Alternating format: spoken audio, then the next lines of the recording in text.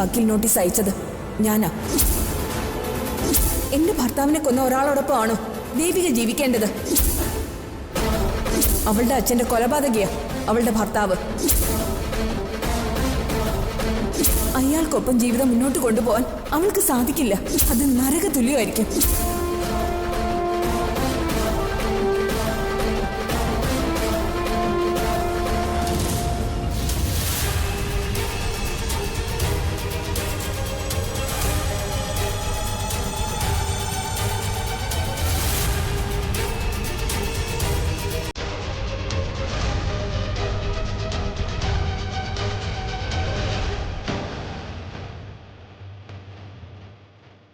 ചേച്ചി,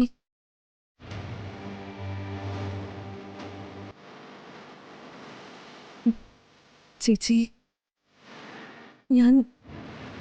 എനിക്കറിയില്ല. ഞാൻ എന്താ ചേച്ചിയോട് പറയേണ്ടതെന്ന് എനിക്കറിയില്ല. എനിക്കും അറിയില്ലായിരുന്നു. ഞാനും ഒക്കെ കൺഫ്യൂഷനില്ല. കുട്ടൻ്റെ അസുഖം ഭേദാവുന്നവരെ കുട്ടൻ്റെ ഭാര്യയായി എല്ലാ ചുമതലകളും നിർവഹിച്ചവിടെ കഴിയാമെന്ന് ഞാൻ അമ്മയോട് പറഞ്ഞെങ്കിലും മനസ്സ് വല്ലാതെ പ്രയാസപ്പെടുക. സിദ്ധുവാണ് അച്ഛൻ്റെ മരണത്തിന് കാരണക്കാരനെന്ന് അമ്മ പറഞ്ഞ സത്യം. എങ്ങനെ അത് മറന്ന് കുട്ടൻ്റെ ഒപ്പം ജീവിക്കാനാവും? എനിക്കതിനൊരു ഉത്തരം കിട്ടുന്നില്ല. ചിന്തിക്കും തോറും എനിക്ക് ഭ്രാന്ത് പിടിക്കോ? ചേച്ചി, ഇതൊക്കെ അറിഞ്ഞിട്ടും ചേച്ചി എന്നോടൊന്നും പറഞ്ഞില്ലല്ലോ. ഞാൻ എങ്ങനെ പറയും? എന്റെ മാനസികാവസ്ഥ നിനക്ക് ഊഹിക്കാവുന്നതല്ലേ ഉള്ളൂ. സിദ്ധുവേട്ടനാണ് നമ്മുടെ അച്ഛനെ നമുക്ക് നഷ്ടപ്പെടുത്തിയെന്ന് അറിഞ്ഞപ്പോ ഞാൻ ആകെ തകർന്നു പോയി ചേച്ചി. ഒരുപക്ഷെ ചേച്ചിയുടെ സ്ഥാനത്ത് ഞാനായിരുന്നെങ്കിൽ ഞാനായിട്ട് തന്നെ ഇവിടുന്ന് പോയേനെ. എനിക്ക് സാധിക്കില്ല. അച്ഛനെ കൊന്ന ഒരാൾക്കൊപ്പം കഴിയാൻ എനിക്ക് സാധിക്കില്ല ചേച്ചി. ചേച്ചി, ചേച്ചിക്കിതെങ്ങനെ? ഞാൻ പറഞ്ഞില്ലേ ഗോപു, എനിക്കറിയില്ല. എന്റെ മനസ്സിലൂടെ, എന്റെ തലച്ചോറിലൂടെ ഒരുപാട് ചിന്തകൾ പോകുന്നു. ഒരുപാട് ചിന്തകൾ ഇങ്ങനെ തലങ്ങും വിലങ്ങും കടന്നു പോയിക്കൊണ്ടേയിരിക്കോ. അങ്ങനെ ചിന്തിച്ചൊടുവില ഞാൻ ഇങ്ങനൊരു തീരുമാനത്തിലെത്തിയത്. അത് നിനക്കും അമ്മയ്ക്കും സ്വീകാര്യമാവില്ല. നിങ്ങളെ അതെങ്ങനെ പറഞ്ഞു ബോധ്യപ്പെടുത്തണമെന്ന് എനിക്കും വ്യക്തതയില്ല. എനിക്ക് നമ്മുടെ അച്ഛനെ കൊന്ന സിദ്ധാർത്ഥനെ അറിയില്ല. കുട്ടനെ മാത്രമേ അറിയൂ.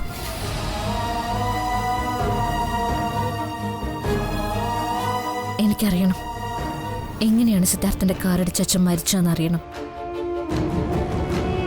അതറിയാതെ ഇപ്പോൾ ഒരു ഡിവോഴ്സിന് തയ്യാറായാൽ ഭാവിയിൽ അതൊരു തെറ്റായിരുന്നു എന്ന് തോന്നിയാലോ?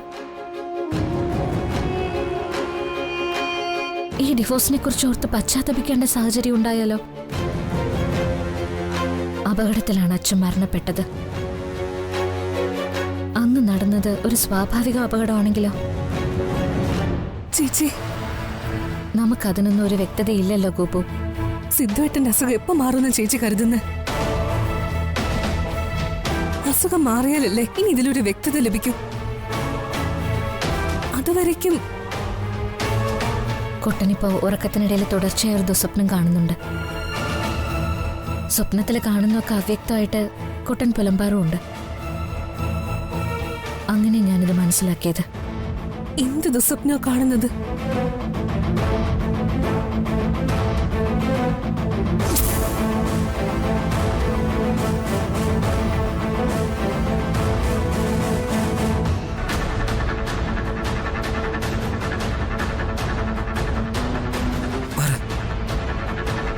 മുന്നിൽ മാറ്.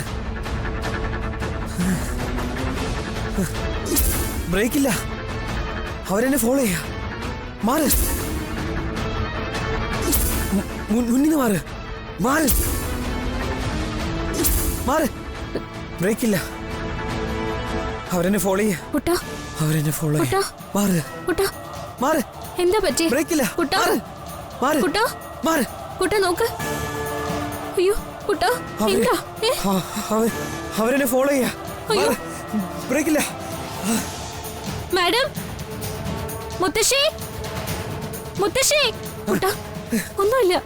മുത്തശ്ശി, കുട്ട എന്താ? ഒന്നുമില്ല.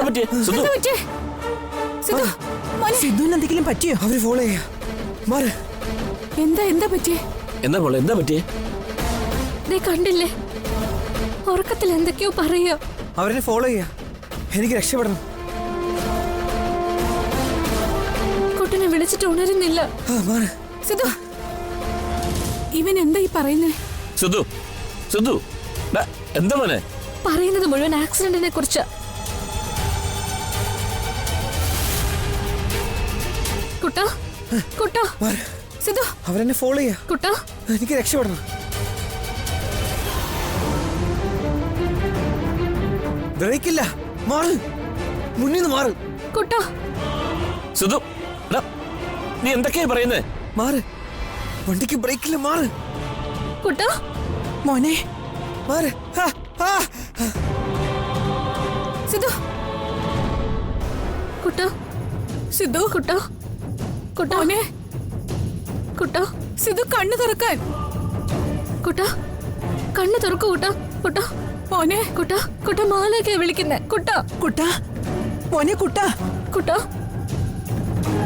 സിദ്ധു, കുട്ടാ, മോനെ, മോനെ, കണ്ണൂർക്ക് മോനെ. സിദ്ധു,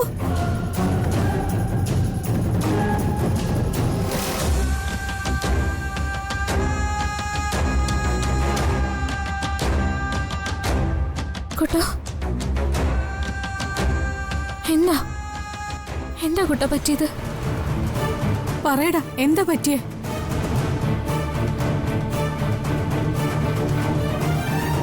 ഒന്നും പറ്റിയില്ലല്ലോ. അല്ല, നിങ്ങൾ എന്താ ഇവിടെയൊക്കെ വന്ന് നിൽക്കുന്നേ?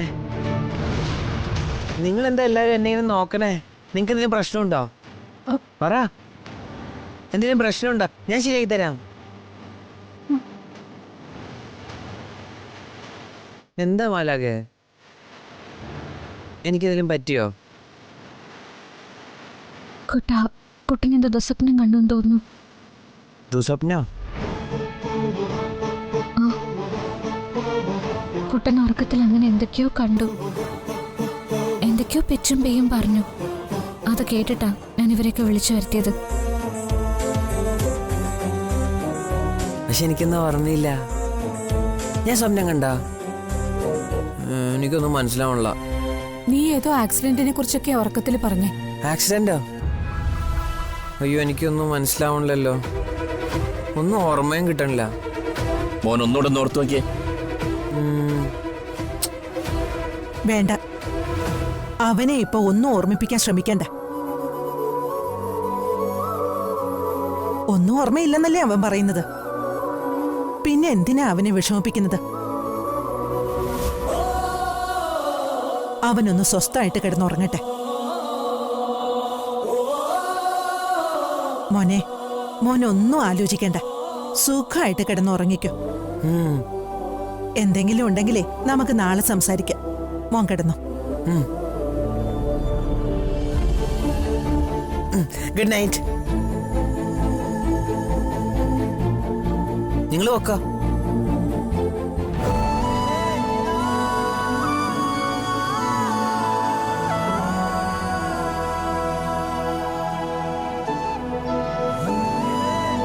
ആ, ഇനി അവനെ ഉണർത്താൻ ശ്രമിക്കണ്ട. നിങ്ങൾ വാ.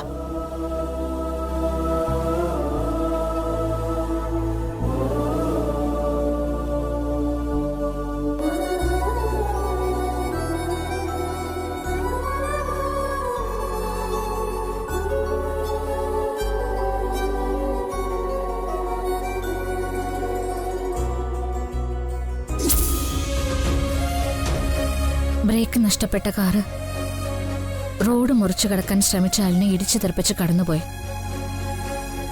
ഉറക്കത്തിനിടയിലുള്ള കുട്ടന്റെ അവ്യക്തമായ സംസാരത്തിൽ നിന്നും എനിക്കിതൊക്കെയാ മനസ്സിലായത്. അമ്മ പറഞ്ഞതനുസരിച്ച് ഇപ്പൊ ഒന്നുകൂടി എനിക്ക് മനസ്സിലായി. അന്ന് ആ റോഡ് ക്രോസ് ചെയ്തത് നമ്മുടെ അച്ഛനായിരുന്നു. ബ്രേക്ക് നഷ്ടപ്പെട്ട ആ കാറിടിച്ചാണ് അന്ന് എൻ്റെ അച്ഛൻ്റെ മരണം സംഭവിച്ചതെങ്കിൽ നമ്മൾ ആരെ കുറ്റപ്പെടുത്തും? ആരെ പ്രതിയാക്കും? പറയ്. ഇതാണ് യഥാർത്ഥത്തിൽ സംഭവിച്ചതെങ്കിൽ ഇനി ഞാൻ എന്താ ചെയ്യേണ്ടത്? ശരി, അതൊരു സ്വാഭാവിക അപകടമായിരുന്നെങ്കിൽ എന്തിന് കാറ് നിർത്താതെ ഓടിച്ചു പോണം? അച്ഛനെ ഇടിച്ചിട്ട കാറ് നിർത്താതെ പോയിന്നല്ലേ അന്ന് മുതൽക്കേ അമ്മ പറയുന്നത്. സിദ്ധുവേട്ടന്റെ ഭാഗത്ത് തെറ്റില്ലായിരുന്നെങ്കിൽ സിദ്ധുവേട്ടൻ കാർ അവിടെ നിർത്തണമായിരുന്നു. അച്ഛനെ ഇത്രയും പെട്ടെന്ന് ഹോസ്പിറ്റലിൽ എത്തിക്കണമായിരുന്നു. ഇത് രണ്ടും ഉണ്ടായിട്ടില്ലല്ലോ. അപ്പൊ എന്താ അതിനർത്ഥം? ചിലപ്പോ പിന്നിൽ നിന്നും വന്നവരുടെ അറ്റാക്ക് ഭയന്നിട്ടാണ് സിദ്ധു കാർ ഓടിച്ചു പോയതെങ്കിലോ? സ്വപ്നത്തിൽ കണ്ട് സിദ്ധുവേട്ടൻ പുലമ്പിയതൊക്കെ സത്യമാണെന്നുണ്ടോ?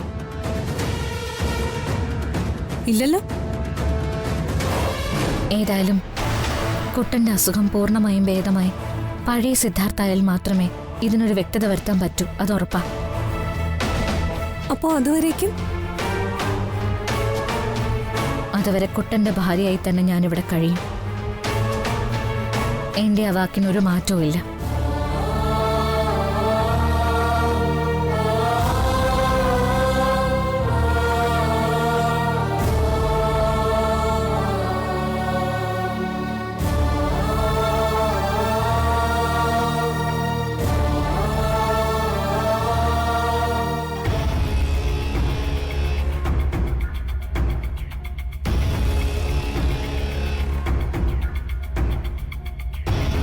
മോഹനങ്കിള് മരിച്ചത് സിദ്ധുവേട്ടന്റെ കാറിടിച്ചാണെന്നും പറഞ്ഞ് ഇപ്പൊ ഇവിടെ വന്ന് ബഹളം ഉണ്ടാക്കിയ ശ്രീകല ആന്റിക്ക് കല്യാണത്തിന് മുമ്പ് അതറിയില്ലായിരുന്നോ? ദേവികേച്ചിക്കും ഗോപികയ്ക്കും ചിലപ്പോ ഇതറിയില്ലായിരിക്കും. പക്ഷേ ശ്രീകല ആന്റിക്ക് ഉറപ്പായിട്ടും അറിയാം. ആന്റി ആയിരുന്നല്ലോ അങ്കിള് മരിക്കുമ്പോ ഉണ്ടായിരുന്ന ഏക ദൃക്സാക്ഷി. അതുകൊണ്ടാണല്ലോ അവളുടെ ഭർത്താവിന്റെ കൊലയാളി സിദ്ധുവാണെന്ന് അവള് വിളിച്ചു കൂവുന്നത്. ഓ, അപ്പൊ എല്ലാം അറിഞ്ഞിട്ടാണ് ശ്രീകല ആന്റി ദേവികേച്ചിയെ സിദ്ധുവേട്ടനെ കെട്ടിച്ചു കൊടുത്തത്. ശ്രീകല ആന്റി പറയുന്നതനുസരിച്ചാണെങ്കിൽ സിദ്ധുവേട്ടനാണ് മോഹനങ്കിളിന്റെ കൊലയാളി. അങ്ങനെയാണെങ്കിൽ അച്ഛന്റെ കൊലയാളിയായ ഒരാളെ ആന്റി എന്തിനു മക്കൾക്ക് കല്യാണം കഴിച്ചു കൊടുക്കണം? ആന്റിയുടെ മനസ്സിൽ അന്നീ പകയും പ്രതികാരവും ഒന്നും ഇല്ലായിരുന്നോ? മകളുടെ ഭാവിയെക്കുറിച്ച് ആന്റി അന്ന് ചിന്തിച്ചില്ലായിരുന്നോ? ഇന്നിപ്പോ ദേവികേച്ചിയുടെ ജീവിതത്തെക്കുറിച്ച് ആന്റി കാണിക്കുന്ന ഈ ഉത്കണ്ഠ അന്ന് ആന്റിക്ക് ഉണ്ടായിരുന്നെങ്കിൽ കല്യാണ മണ്ഡപത്തിൽ വെച്ചെങ്കിലും ആന്റിക്ക് കല്യാണം മുടക്കായിരുന്നല്ലോ. ആ നേരത്തെ ആന്റി അത് ചെയ്തോ? ഇല്ലല്ലോ. അപ്പോ എല്ലാം കണക്ക് കൂട്ടി തന്നെയാ ആന്റി പ്രവർത്തിച്ചത്. സ്വന്തം ആന്റി ആണെങ്കിലും പറയാനുള്ളത് എനിക്ക് പറയാതിരിക്കാനാവില്ല മുത്തശ്ശി. സത്യത്തില് മായാന്റി പറഞ്ഞ വാക്കുകളാ എന്നെ ഇതൊക്കെ ചിന്തിപ്പിച്ചത്. ആന്റി പറഞ്ഞത് ശരിയാണെന്ന് എനിക്കും തോന്നുന്നു. ശ്രീകല ആന്റി പണം ലക്ഷ്യം വെച്ച് തന്നെയായിരിക്കണം ദേവികേച്ചിയും സിദ്ധുവേട്ടനും തമ്മിലുള്ള കല്യാണം നടത്തിയത്. ആന്റി പഠിച്ച കള്ളി തന്നെയാ. ആദ്യം ദേവികേച്ചിയുടെ കല്യാണം നടത്തുക, അതിനുശേഷം ഭർത്താവിന്റെ മരണത്തിലേക്ക് സിദ്ധുവേട്ടനെ വലിച്ചിടുക, സിദ്ധുവേട്ടനെ ഭർത്താവിന്റെ കൊലയാളിയാക്കുക, അച്ഛന്റെ കൊലയാളിക്കൊപ്പം മകൾ എങ്ങനെ കഴിയുമെന്ന് ചോദിച്ച് ഡിവോഴ്സ് നോട്ടീസ് അയക്കുക, ഡിവോഴ്സിന്റെ പേരില് ലക്ഷങ്ങൾ ഒപ്പിച്ചെടുക്കുക.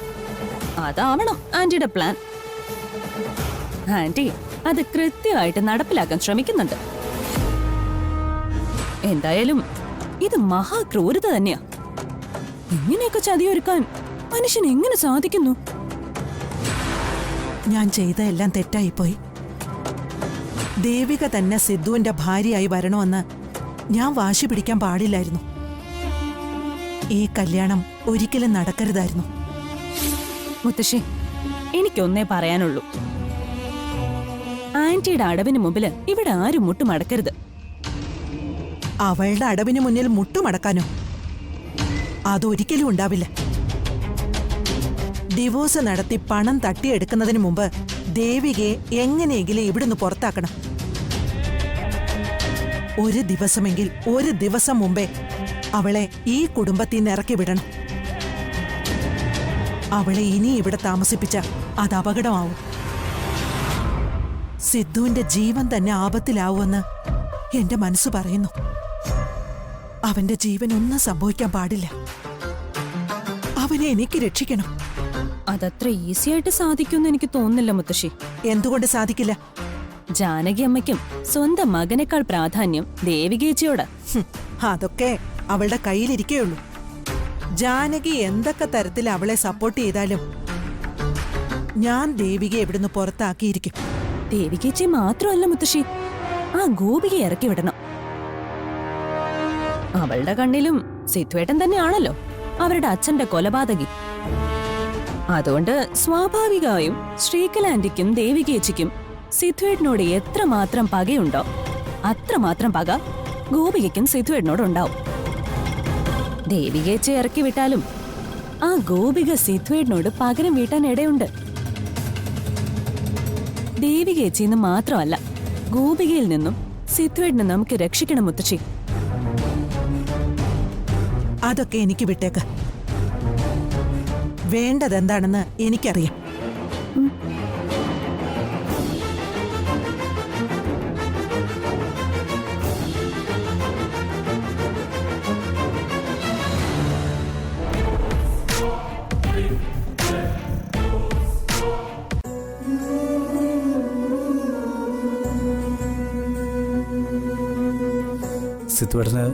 സിദ്ധുവേട്ടന് എങ്ങനെ ഒരാളെ കൊല്ലാൻ സാധിക്കുക? എനിക്കൊരിക്കലും ഇത് വിശ്വസിക്കാൻ പറ്റുന്നില്ല. സിദ്ധുവേട്ടൻ ഒരാളെ കൊല്ലുമെന്ന് സ്വപ്നത്തിൽ പോലും ഞാൻ വിചാരിച്ചിരുന്നില്ല. സിദ്ധുവേട്ടന് അത് സാധിക്കില്ല അബി. ആക്സിഡന്റിനിടയിൽ മരണം സംഭവിക്കുന്നത് സ്വാഭാവിക. ഇതും അതുപോലെ സംഭവിച്ച മരണമായിരിക്കാം. അതാണ് ഒരേക ആശ്വാസം. ഋഷേട്ടാ, ഒരെടുത്തിച്ചാട്ടത്തിനും സിദ്ധുവേട്ടൻ പോവാറില്ല. എന്ത് ചെയ്യണമെങ്കിലും ആലോചിച്ച് പക്വതയോടെ മാത്രമേ ചെയ്യാറുള്ളൂ. അതുകൊണ്ട് തന്നെ ഏട്ടന്റെ ഭാഗത്തു നിന്നും ഇങ്ങനൊരു ക്രൂരമായ പ്രവൃത്തി ഉണ്ടാകുമെന്ന് ഞാൻ കരുതുന്നില്ല.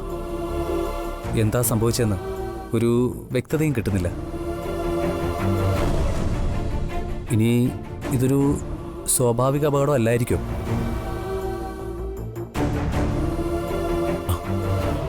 സത്യം എന്താണെന്ന് സിദ്ധുവേട്ടന് മാത്രമല്ലേ അറിയൂ. പക്ഷേ ഇപ്പോഴത്തെ അവസ്ഥയിൽ സിദ്ധുവേട്ടനിൽ നിന്നും നമ്മളിത് എങ്ങനെ അറിയും? അതിനിപ്പോ ഒരു നിർവാഹം ഇല്ലല്ലോ ഏട്ടാ. ആദ്യം സിദ്ധുവേട്ടൻ്റെ അസുഖം മാറണം. അതുവരേക്കും നമ്മൾ കാത്തിരുന്നേ മതിയാവും. ആ അപകടത്തിൽ സിദ്ധുവേട്ടൻ്റെ ഓർമ്മ നഷ്ടപ്പെട്ടതാ ആകെ പ്രശ്നമായത്. ഏതായാലും ഇത് വല്ലാത്തൊരു വിധിയായിപ്പോയി. അപകടം എങ്ങനെയാ സംഭവിച്ചതെന്ന് അറിയട്ടെ. അതിനുശേഷം എനിക്ക് ചിലത് ചെയ്യാനുണ്ട്. അല്ല, ഏട്ടൻ എന്താ ഉദ്ദേശിക്കുന്നത്? അബി, എൻ്റെ മനസ്സിൽ ചില സംശയങ്ങളുണ്ട്. ഈ അപകടം സിദ്ധുവേട്ടൻ്റെ വീഴ്ച കൊണ്ടല്ല സംഭവിച്ചെങ്കിൽ ഒരുപക്ഷെ ഇതിൻ്റെ പിന്നിൽ വേറെയും ചിലർ ഉൾപ്പെട്ടിരിക്കും. അവരുടെ പ്ലാൻഡ് ഓപ്പറേഷൻ ആയിരിക്കാം ഈ ആക്സിഡന്റ്. ഏട്ടൻ ആരെയാ സംശയിക്കുന്നത്? എനിക്ക് പ്രത്യേകിച്ച് ആരെയും ഇപ്പോൾ സംശയമൊന്നുമില്ല. ഞാനൊരു സാധ്യതയാണ് പറയുന്നത്. അത് വെറുതെ തള്ളിക്കളയാനും പറ്റില്ല. അങ്ങനെ മറ്റാർക്കെങ്കിലും ഈ ആക്സിഡന്റിൽ പങ്കുണ്ടെങ്കിൽ ഞാൻ അവരെ വെറുതെ വിടില്ല. അതാരായാലും ശരി, അയാളെ ഞാൻ തീർത്ത് കളയും.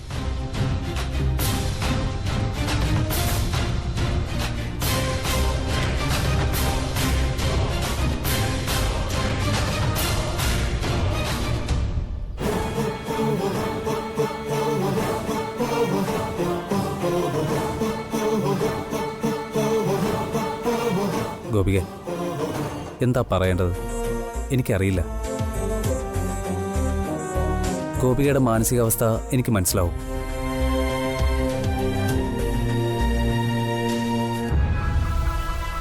സത്യം തിരിച്ചറിയുന്നതുവരെ നമുക്കെന്തായാലും കാത്തിരിക്കാം.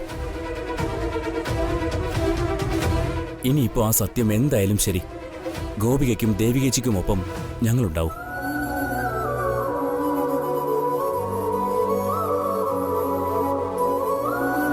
നിങ്ങൾ സംസാരിക്കും.